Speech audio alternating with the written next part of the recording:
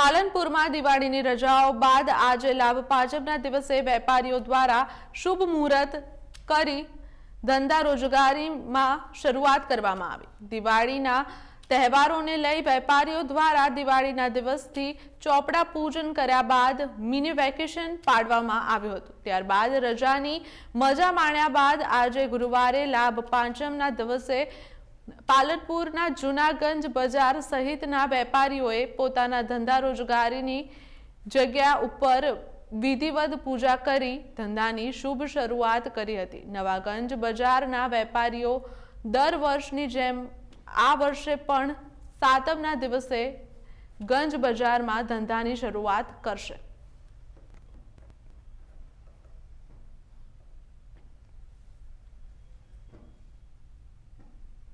આજે લાભ પોચમના દિવસે જૂનાગંજ બજારના તમામ વેપારીઓએ શુભ મુહૂર્તમાં ધંધા રોજગારનું મુહૂર્ત કરેલ છે, તેમજ આગામી દિવસોમાં દરેકને ફળદાયી નીવડે તેમજ સુખ સમૃદ્ધિ વધે તેમજ નિરોગી રહે તેવી શુભકામના।